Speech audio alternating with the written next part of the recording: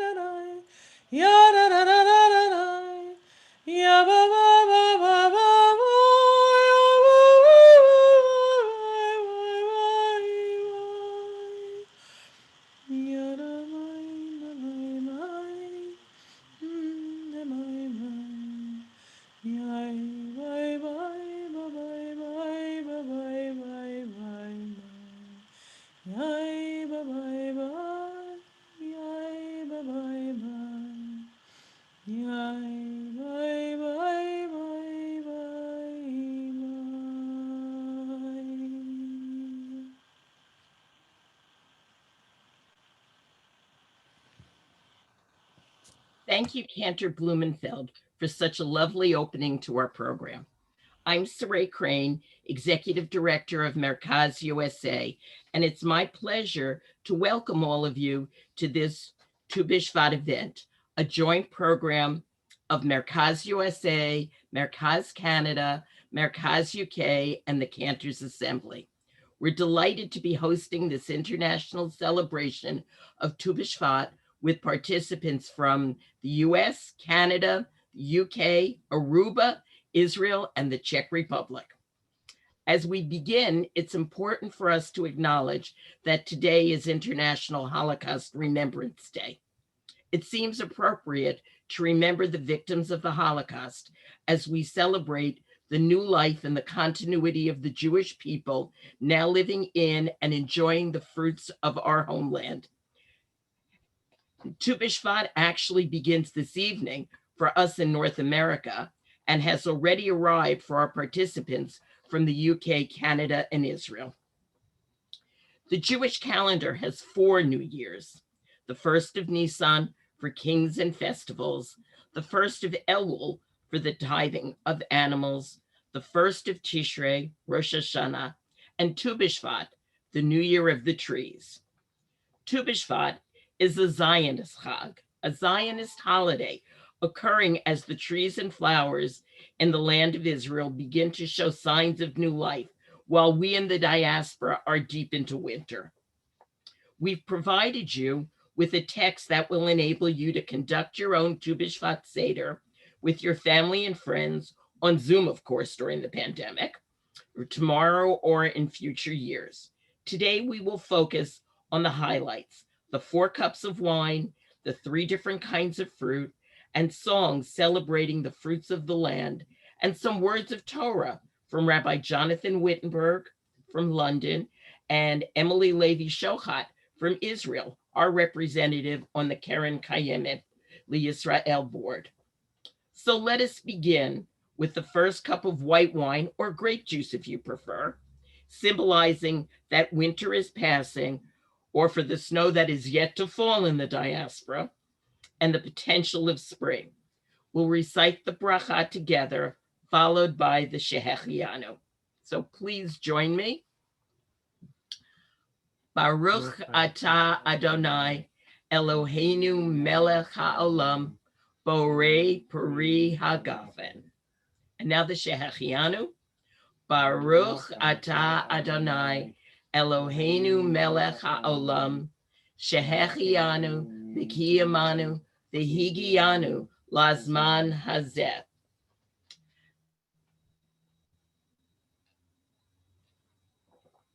And now it's time for the first fruit. Each of these fruits are a little bit different. The first one is the one that has an inedible shell. It's a grape or a nut. I'm sorry, it's not a grape, it's a citrus fruit or a nut that symbolizes that winter is past, that symbolizes asiyah. 1 second.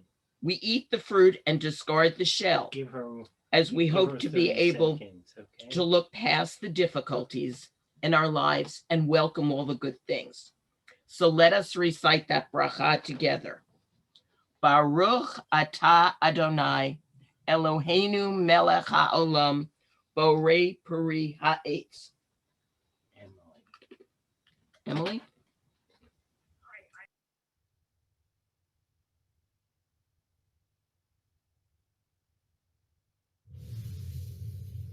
Happy Tu B'Shvat. Callie, that's her back there, and I are here to sing for you.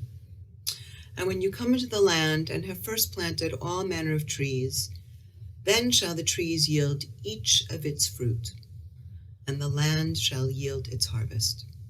A time to plant trees, a time to plant and to build. And you shall sit each one under their vine and fig tree, and you shall be like a tree planted by streams of water.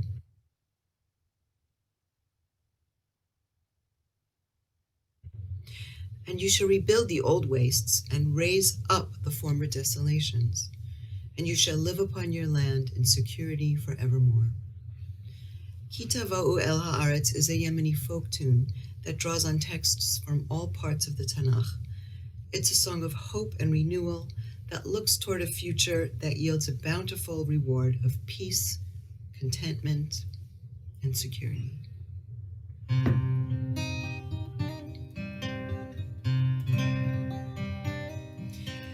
Ki tavu el haaretz untatam kol eitz techila venatan ha'etz piryo veha'aretz yevola Eiling Toa Ilanot Eiling Toa Ilanot Eiling Toa Velivnot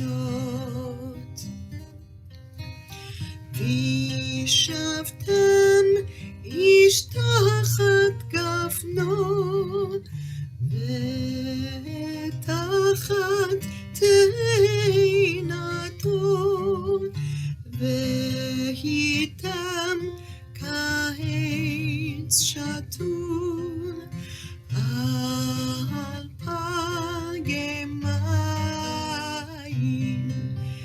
עדלים אילנות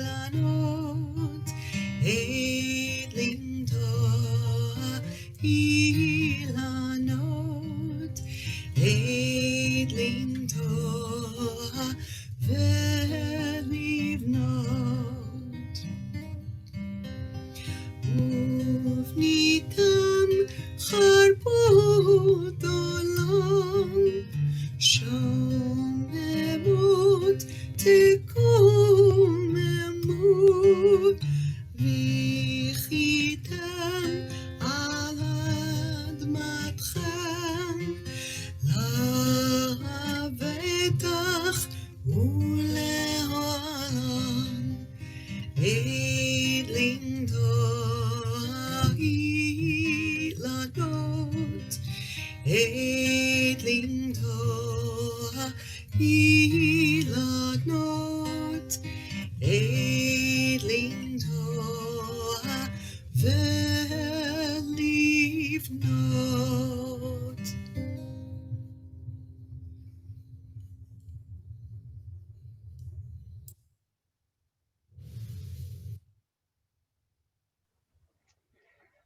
Good evening, hello, good afternoon. My name is Matt Plen. I'm the Chief Executive of Masorti Judaism and MERCAZ in the UK, and it's my privilege to introduce the second cup.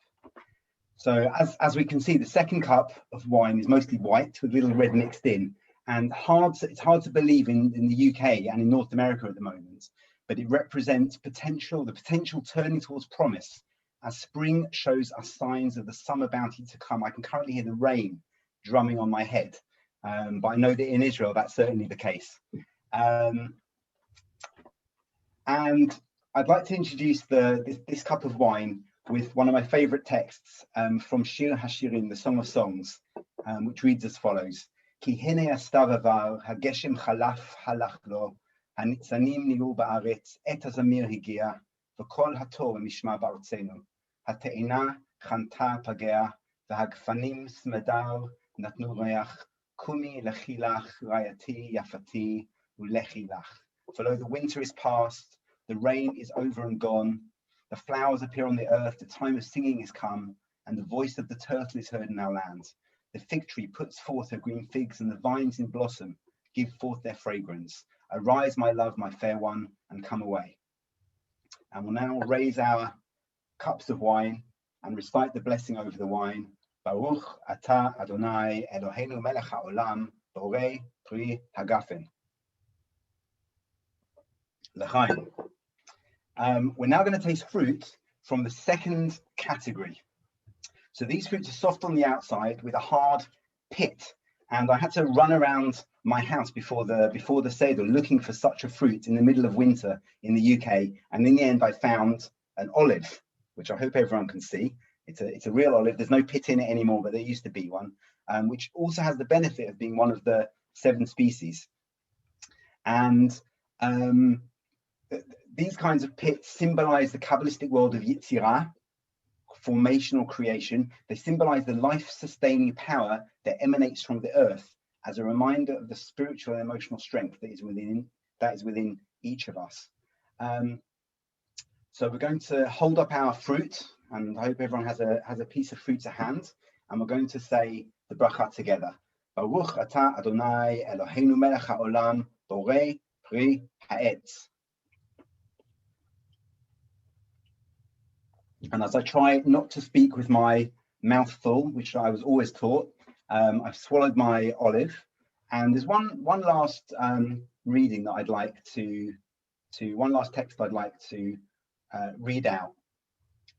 Rabbi Yochanan ben Zakkai once said, if you have a sapling in your hand ready to plant and the Messiah comes, plant the tree first and then go to greet him. And we know that our texts and the Torah focus on our stewardship of the earth. Nature often comes first, and actually nature is often at the service of human beings. For example, the Torah commands us to leave fruit trees standing when we attack a city in wartime. And we're commanded to observe the mitzvah, the commandment of Peah, leaving the corners of fields unharvested so that the poor may glean from the fields. And I'll finish off with a pasuk, a verse from Sefer Devarim, the book of Deuteronomy, which reads as follows. Baruch atah ba'ir, u'baruch atah b'sadeh. Baruch pri bitnecha, u'fri admatcha, u'fri be'matecha, shegar alafecha, va'ashterot tzonecha. Baruch te'enecha, u'mishartecha, Baruch atah b'vorecha, u'baruch atah b'tzetecha. You'll be blessed in the city and blessed in the field. The fruit of your body will be blessed, the fruit of your land and of your cattle, the increase of your livestock and the young of your flock. Blessed shall be your basket and your kneading trough. Blessed may you be when you come in, and blessed when you go out.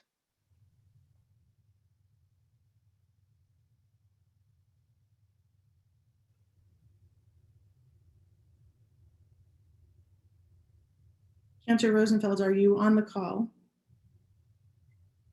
So we were hoping to have, I'm Rabbi Gorman, I'm director of MERCAZ Canada, and we were hoping to have a short introduction from Cantor Rosenfeld, who will be singing for us via recording in just a minute. But she's chosen as her song, Horshata Eucalyptus by Naomi Shemer. And this is a very special song. It's not a song many of us may know or associate with Naomi Shemer, but it's a song that talks about difficult times and then peace following. And it's a song I think particularly appropriate for this year. And it's a song that Naomi Shemer asked to have played at her funeral because it meant a lot to her. So here is Cantor Alana Rosenfeld singing for us. Happy Tu BShevat. I'm going to sing a song that's not a typical Tu BShevat song. There are not many. It's an old-ish Israeli song that uses the image of a grove of eucalyptus trees to symbolize and to honor the passing of time. Choshat Eucalyptus by Naomi Shemer.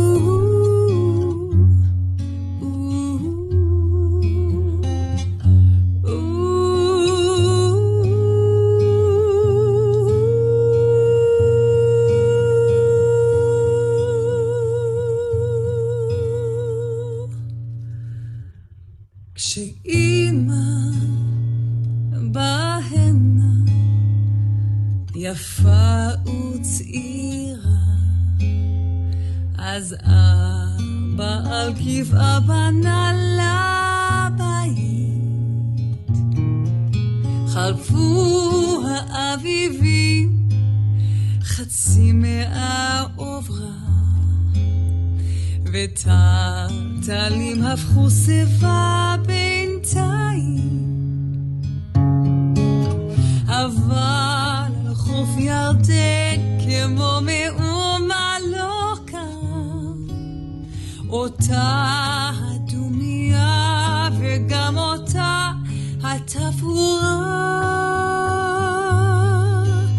חושת האקליפטוס, הגשר הסירה, וריח המנוח על המים. חושת האקליפטוס, הגשר הסירה, וריח המנוח על המים.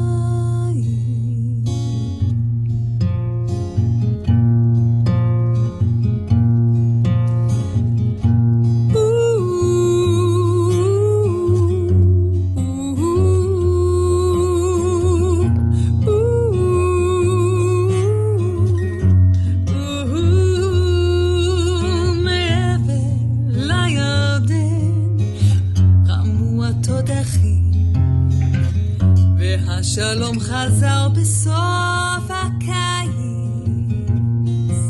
וכל התינוקות היו כאנשים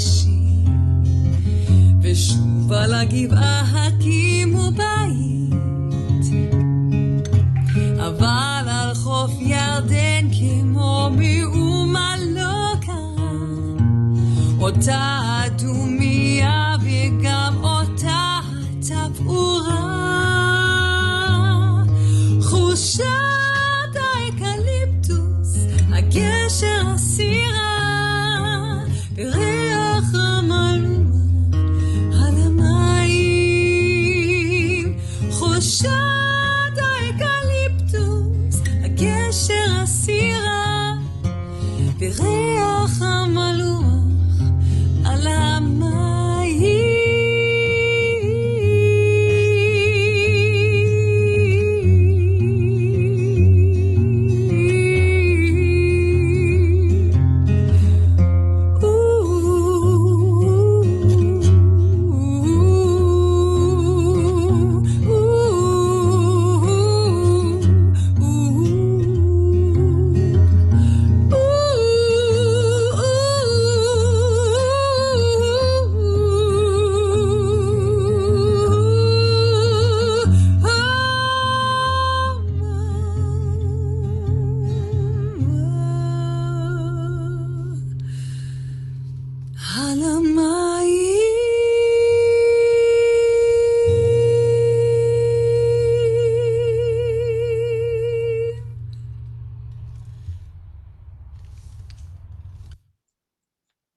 Happy to Bishvat.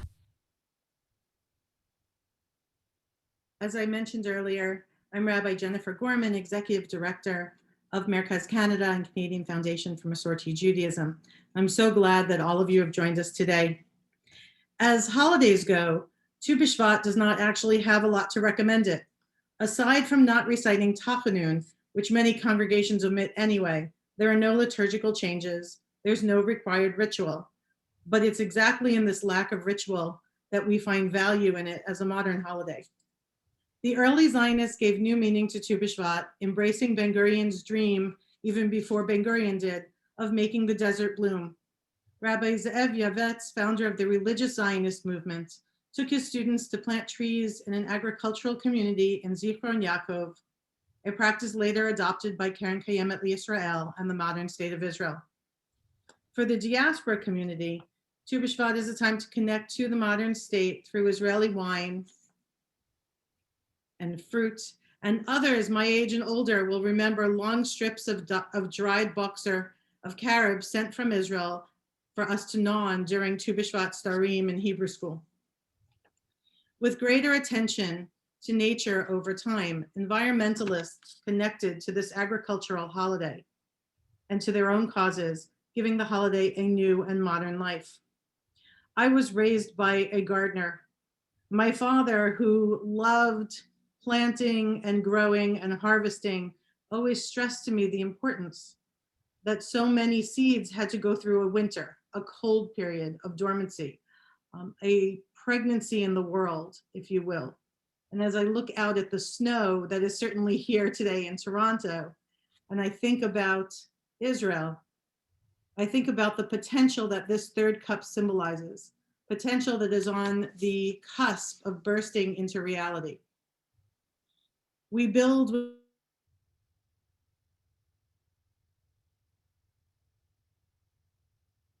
on this potential of our guardianship of our planet as we see species coming off the endangered lists, but yet with work yet to do. And so we'll raise our cups of wine, mostly red at this point, and recite together, Baruch Atah Adonai Eloheinu melech haolam, Borei Peri Hagefen. And we take with us now our holy edible fruit. And I will start with a grape, and then I will move on to a berry. And we recite Baruch Atah Adonai Eloheinu melech haolam, Borei Peri Ha'etz. And to our berries, for those of you who are having those, Baruch Atah Adonai Eloheinu melech haolam, Borei Peri Ha'adama. Tu B'Shvat Sameach.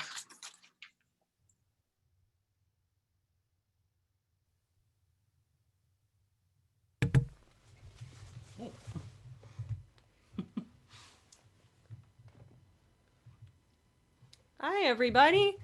We hope that I'm Cantor Sarah Meyerson, And I'm her husband, whose name is Ilyash Neves.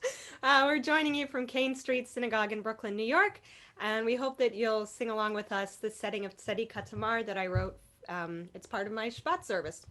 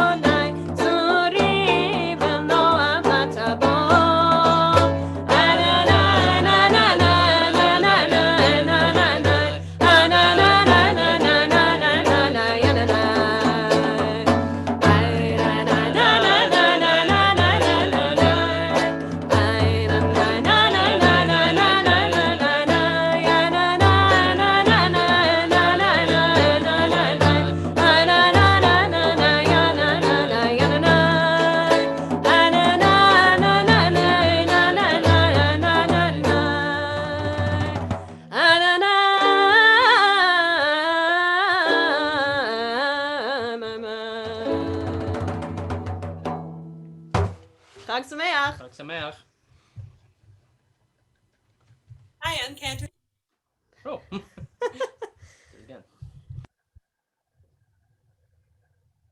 Well, it's back to me again, still Matt Clem from Masorti Judaism in the UK. And I'm now delighted to introduce our two guest speakers. I can see one of them here. I can see Senior Rabbi Jonathan Wittenberg. And I'm hoping that Emily is on the line as well. Emily Levy-Shochat is on the line as well. So I wonder if we can remove the other spotlights so that we can see Rabbi Jonathan and Emily as clearly as possible. That would be wonderful. As nice as it is to see all the other faces. But I think we'll focus on our speakers for now, if that's okay.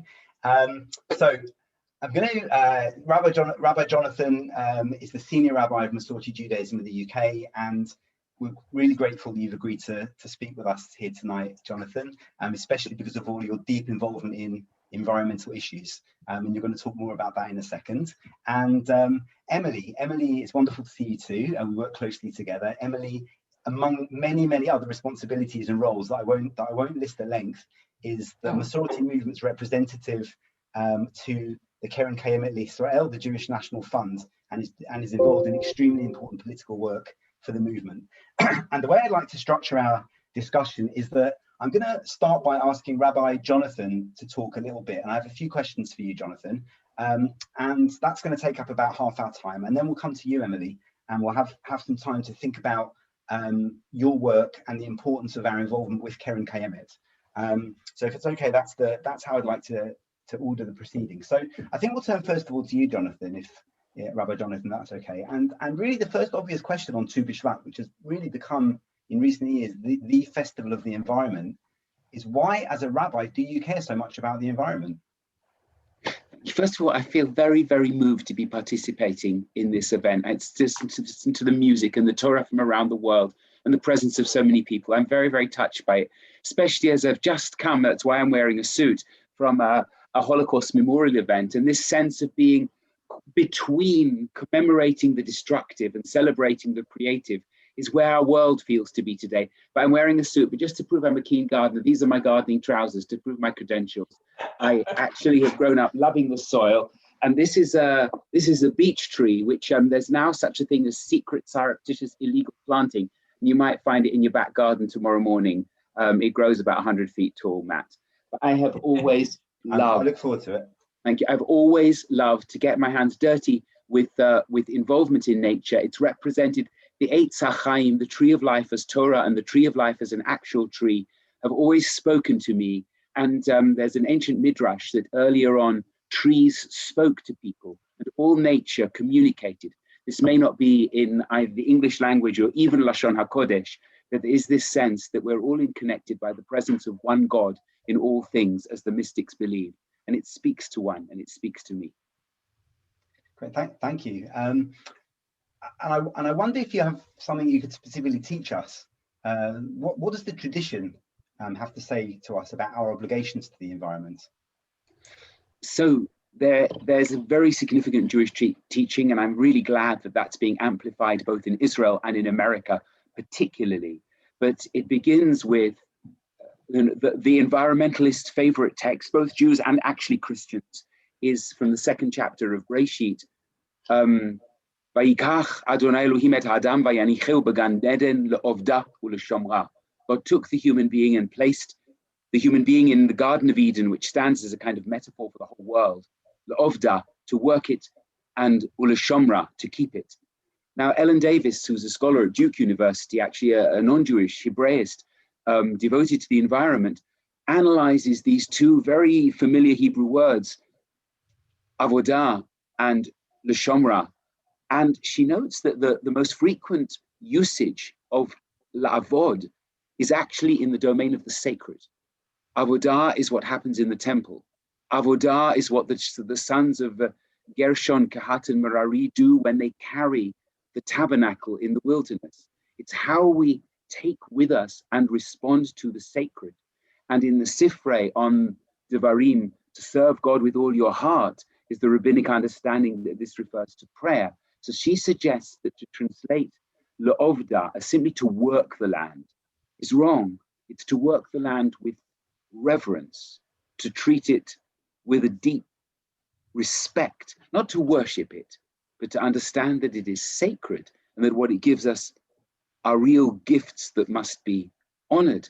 And the Talmud in Tractate Brachot suggests that if we fail to honor the fruit of the land, that's equivalent to me'ilah, the misappropriation of the sacred.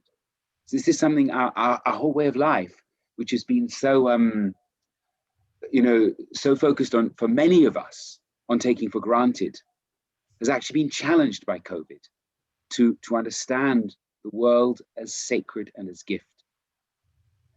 Thank you. And Tu B'Shvat is obviously the new year for trees, and trees occupy an essential role in your life, Rabbi Jonathan. You've shown us that the sapling that you have to hand, and you've been involved in creating really important projects here in the UK, which have encouraged Jews to get back involved with planting trees in Israel, but also in other parts of the world.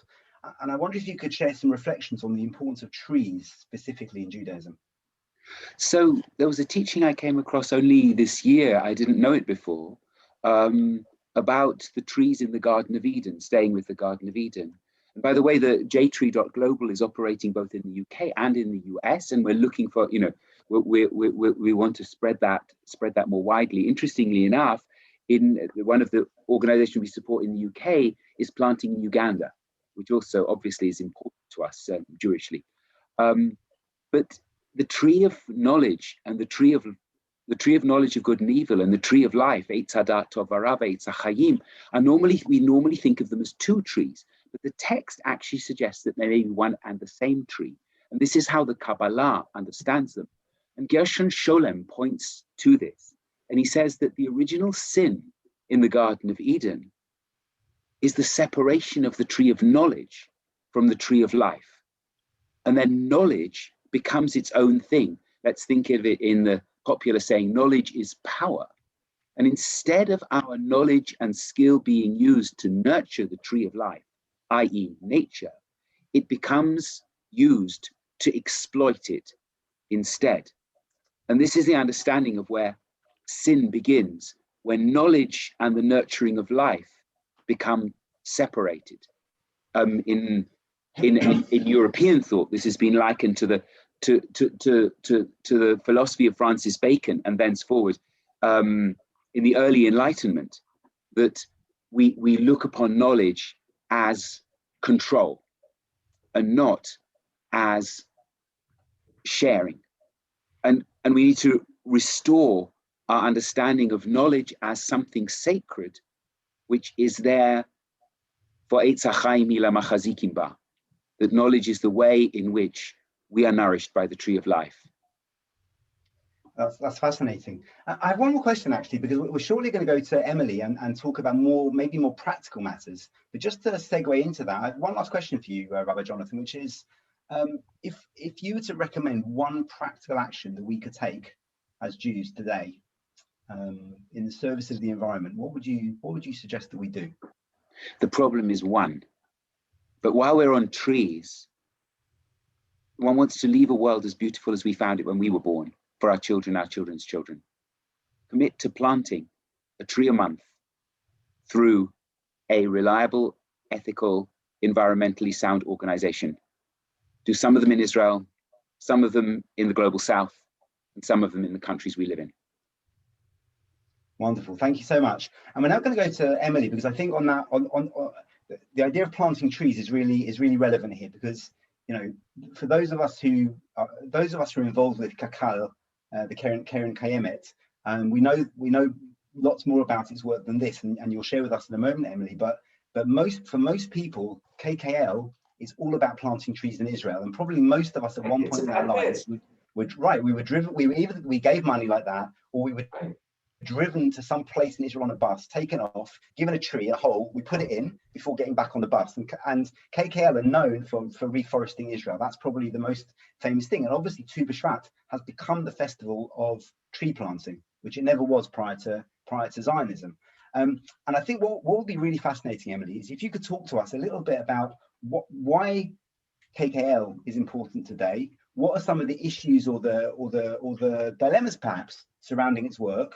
And what's our input as Masorti conservative Jews and as members of MERCAZ? What's our input into what Kkl does? Okay, Matt, like usual, you're challenging in your questions, and I'll try. It's a lot to answer, and I must say it strikes me. I'm thinking about the snow there in Toronto or wherever the snow is, and the rain in London, and the heat here in Israel. And I think that's a subject that I do want to talk about, that we in Israel, as all of us, are dealing with the serious problem of climate change. And within Kkl Kayemet today, it's something that we are very much involved with. The Masorti movement is pushing for Kkl Kayemet to become more involved and take a lead role within Israel and perhaps in the world, both in terms of research, but in practical dealings with issues about climate control. I'll get back to that in a minute. That's where I personally and our whole group from MERCAZ are very active. I'm the chairperson of the Committee for Ecology and Environment. So we'll get back to that. Your question, focus the question again, please, Matt, because I'm interested to know what's important about Kkal's work today, and maybe are there some issues around it that you'd like to kind of bring up for us so we can understand some of the issues that surround the work. Listen, Kkl started out clearly as an organization whose job it was to buy land in Palestine, thinking towards the development of the Zionist state. And it did that, and it planted its first trees in 1907. 1907 was the first forest, Yar Herzl. And I found when I was doing a little homework for this that the first olive tree that was planted which I was surprised to hear because there should have been olive trees in this area anyway, was in that year. But then what happened was, of course, as the state developed, even not the state, people came, then Kkl also got involved with issues not only about agriculture, about trees and about agriculture, about the land, but also about people on that land. So The challenges Kkl has had over the years have to do with land development, certainly forestation.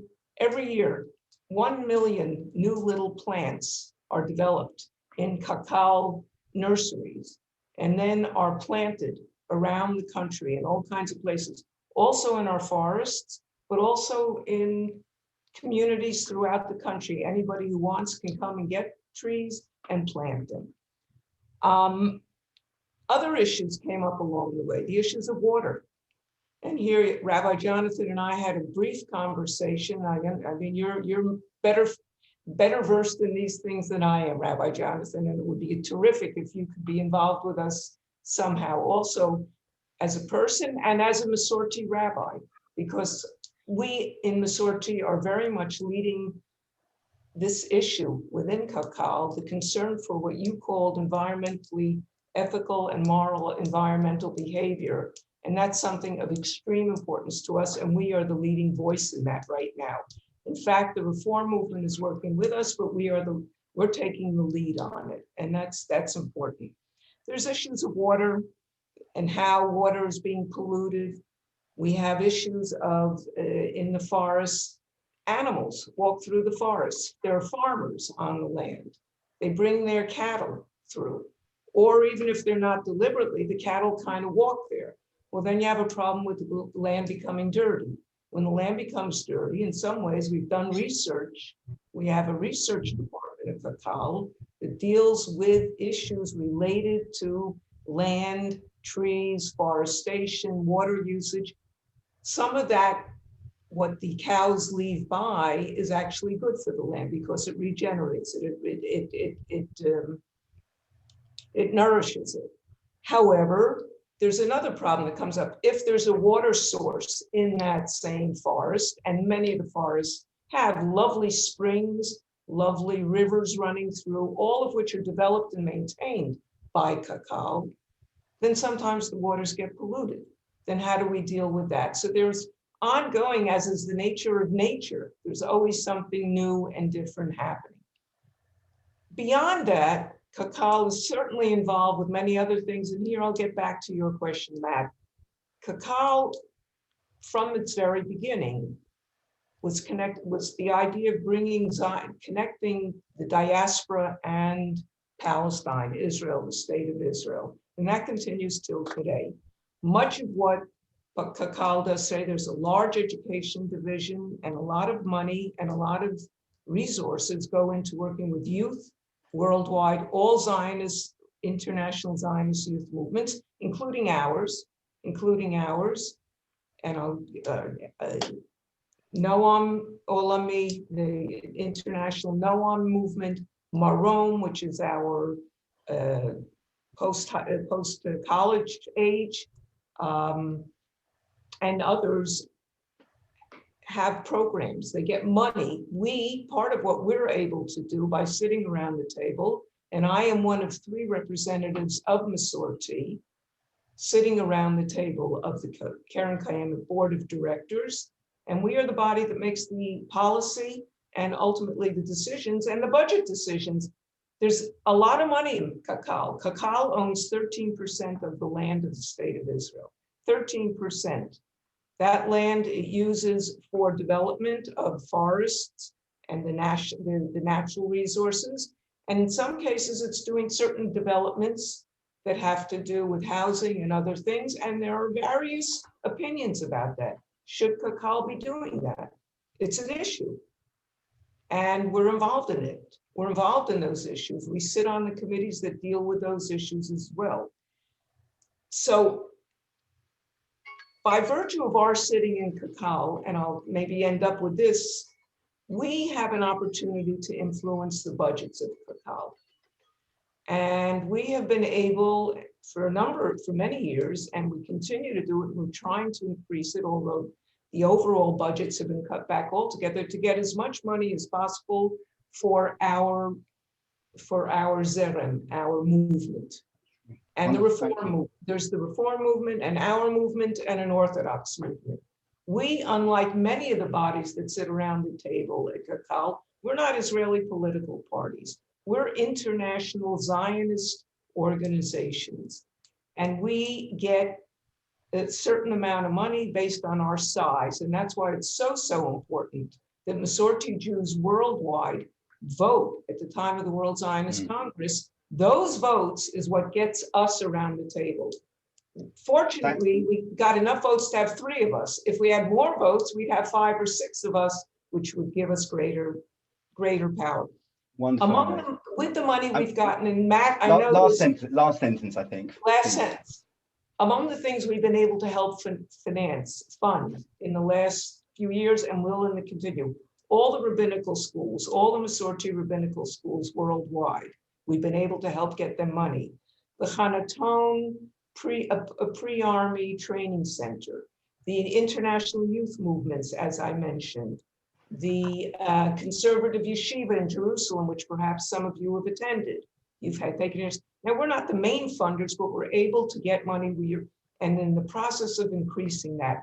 So that's what we're doing. Sorry, I went over my time. It's a big outfit, and it's hard to but I'd be very happy to meet with anybody. And I want to thank you all. I see there are well over 200 people in this event, and I'm thrilled. I am thrilled to see it, to hear it. And I join Rabbi Jonathan in the delight of the cantorial music and the other music. It's great. So l'chaim to everybody, and Chag Sameach for Tu B'Shvat. Thank you so much, Emily. And I'd just like to wrap up by saying 2 things. The first one is, I think we've understood from both you, Rabbi Jonathan, and you, Emily, that getting involved with environmental protection is one of the most important things we can do as Jews in the contemporary world. You've shown us 2 very different ways of getting involved and of strengthening the Jewish people's hand in taking up that responsibility very, very seriously. Nothing could have been more fitting on Tu B'Shvat than to hear both of your accounts. And so the final thing I would like to say is just thank you. Thank you to you, Emily. Thank you to you, Rabbi Jonathan. And thank you. We'll close this part of the thank you. Sorry, I went and move on to the rest of our Seder. Thank you. Okay. Thank you.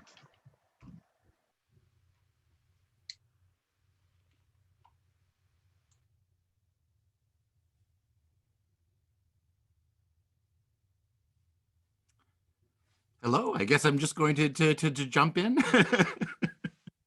I'll just say hello and greetings from Beth Radham congregation in Toronto, Canada, and what a pleasure it is to participate with colleagues around the world, and a special shout out to a few of my dear old friends and colleagues in London, Rabbi Wittenberg and Matt Plen. What I've have for you today is a rendition of Lo Alecha Hamlacha Ligmor, a classic tune that I'm sure so many of you know. The words come from Pirkei Avot. Of course, they are referring to the idea that it is upon all of us to be a part of building the new Beit HaMikdash. The idea that it's not our responsibility to complete the work, but neither are we neither should we ignore it. We cannot desist from it either. And I think that in the larger idea of what it means to build a Beit HaMikdash, but also to bring about peace in our time and a restoration of our planet, that the same ideas can very, very much be said about caring for our environment. That the idea that it's such a massive project should not mean that we have to think about our responsibility to complete the work, but unlike other things where a champion comes and helps us and takes up the mantle and does something for us, this is not something that can be done for us, because we have to, each of us in our own ways, contribute to the project. All of us have the responsibility to be a part of it, not to complete the job, but we cannot desist from it either. My own rendition of Lo Alecha. Lo Alecha Hamlacha Ligmor, Lo Alecha Ligmor, Lo Alecha Hamlacha Ligmor, Lo Alecha Ligmor.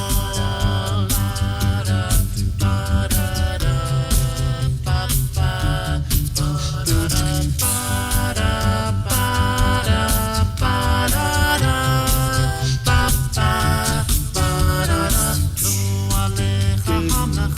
לגמור, לא עליך לגמור, לא עליך המלאכה לגמור, לא עליך לגמור, ולא אתה בן חורין להיבטל ממנה, ולא אתה בן חורין,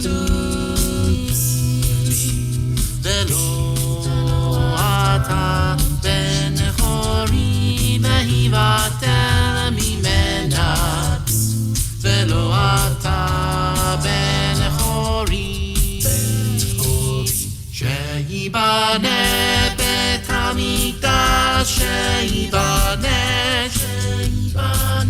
שייבנה בית המקדש, שייבנה במהרה בימינו, שייבנה במהרה בימינו, שייבנה, שייבנה בית המקדש במהרה בימינו, שייבנה במהרה בימינו, שייבנה, שייבנה בית המקדש.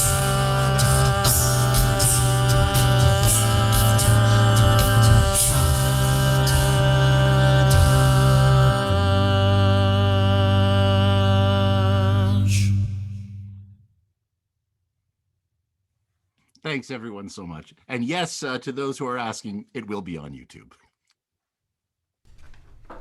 Thank you so much, Jeremy, for sharing that with us.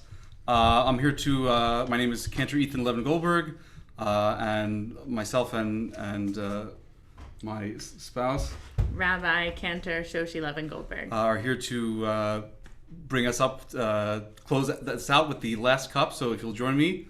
Baruch Atah Adonai Eloheinu Melech Haolam Borei Pri Hagafen. Amen.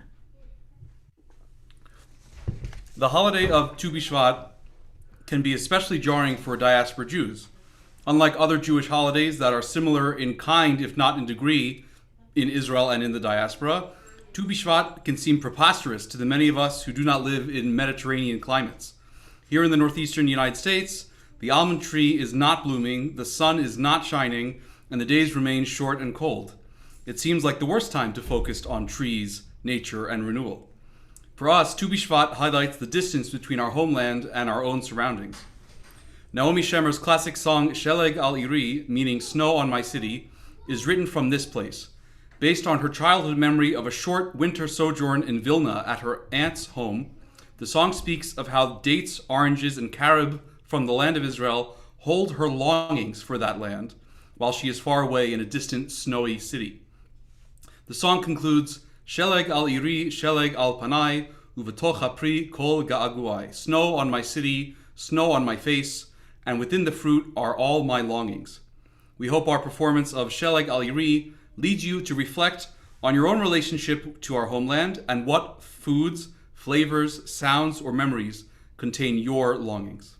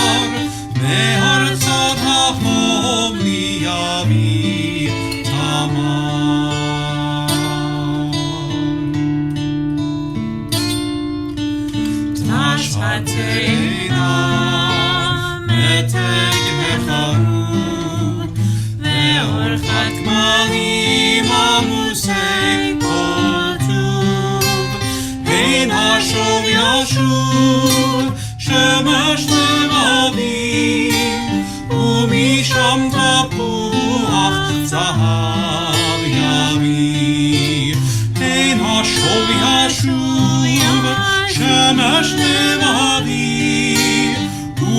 שם תפוח זהב יביא.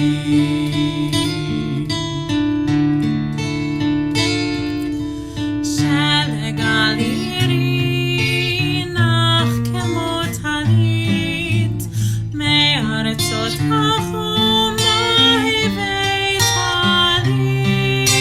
שלג על עירי, שלג על פניי, ובתוך הפרי כל געגועי.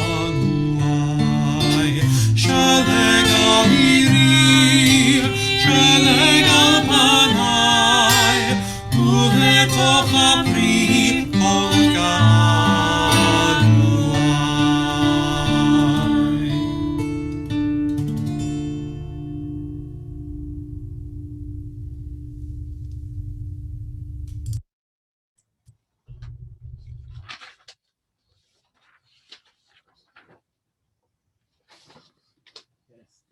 Hi, I'm Saray Crane, and I'd like to thank everyone who participated and everyone who joined us today in this program.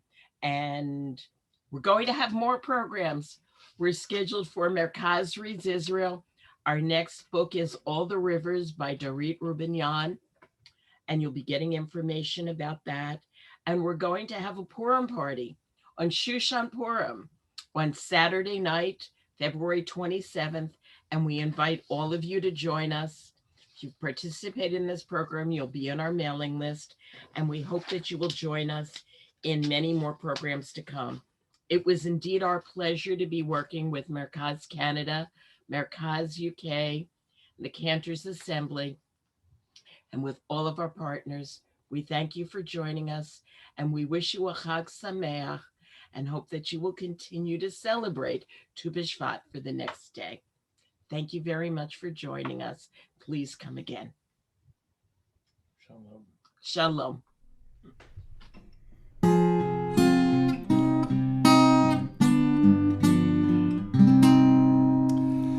כל עוד בלב הפנימה,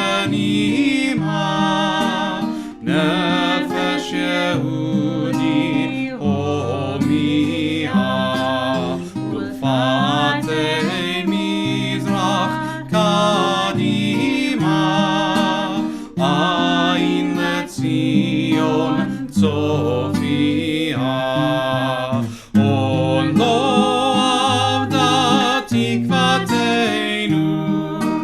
התקווה בת שנות 2000, להיות עם חופשי בארצנו, ארץ ציון וירושלים.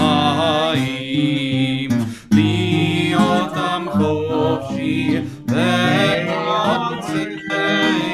ארץ ציון Yerushalayim. Chag Sameach. Chag Sameach. So everybody should know that this program was recorded and will be available on our websites. And you're welcome to look at it again and to share it with your friends. Chag Sameach. Chag Sameach. L'shana haba ab Yerushalayim. Amen.